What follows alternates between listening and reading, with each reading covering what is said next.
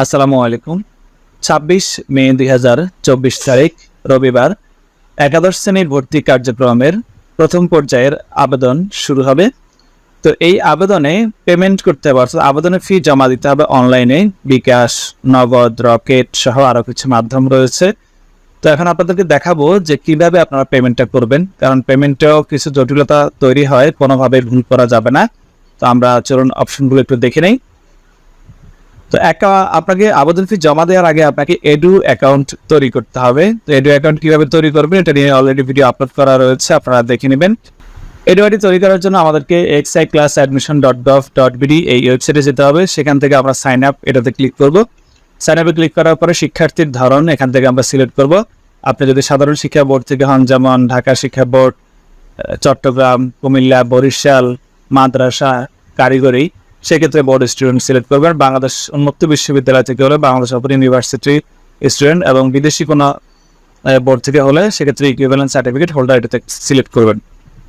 এরপরে আপনি এসএসসি কোন বোর্ড থেকে পাস করেছেন, পাশের সাল, রেজিস্ট্রেশন নম্বর, রোল নম্বর এগুলো এন্ট্রি দিবেন, এবং এখানে একটা ক্যাপচা, দুটি সংখ্যার যোগফল এখানে লিখে জমা দিনে ক্লিক করবেন। আপনার সকল ইনফরমেশন দেখাবে। এখান থেকে আপনি আপনার ধর্ম সিলেক্ট করবেন, মোবাইল নম্বর দিবেন, দুটো বক্সে আপনার জন্ম নিবন্ধন নম্বর চাইলে দিতে পারেন, না দিলেও সমস্যা নেই। জমা দিনে ক্লিক করলে আপনার এডু আইডি এরকম তৈরি হয়ে যাবে। আপনাকে মোবাইলে SMS এর মাধ্যমে ইউজার নেম এবং পাসওয়ার্ড পাঠানো হবে। এরপর আপনি আবার সাইন ইন অথবা লগ ইনে যাবেন। যাওয়ার পরে আপনি SMS এ যে ইউজার পাসওয়ার্ড পাবেন সেটা এখানে লিখবেন, লিখে সাইন ইনে ক্লিক করবেন। ক্লিক করার পর আপনাকে বাধ্যতামূলকভাবে পাসওয়ার্ড পরিবর্তন করতে হবে, অর্থাৎ আগের পাসওয়ার্ড কাজ করবে না।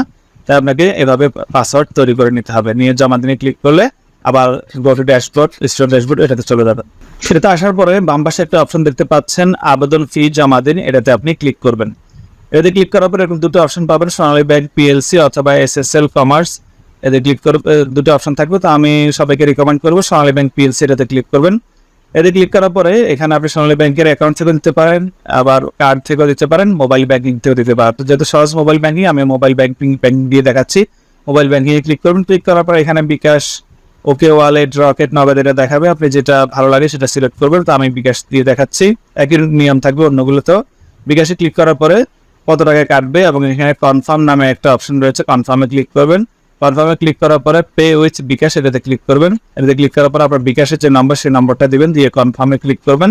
কনফার্মে ক্লিক করার পর আপনার বিকাশে একটা কোড পাঠানো হবে, সেই কোডটা এখানে লিখবেন, 6 ডিজিটের, লিখে আবার কনফার্ম দিবেন। দেওয়ার পর আপনার বিকাশের যে পিন নম্বর সেই পিন নম্বরটা এখানে লিখবেন, লিখে কনফার্মে ক্লিক করবেন। কনফার্মে ক্লিক করার পর this transaction was successful, payment এরকম লেখা থাকবে, এবং 5 সেকেন্ডের মধ্যে আপনাকে আবার আবেদনের পেজে নিয়ে যাওয়া হবে। পরবর্তীতে আপনি সেখানে আবেদন করার অপশন থেকে আবেদন করতে হবে। আশা করি বুঝতে পেরেছেন। ধন্যবাদ সবাইকে।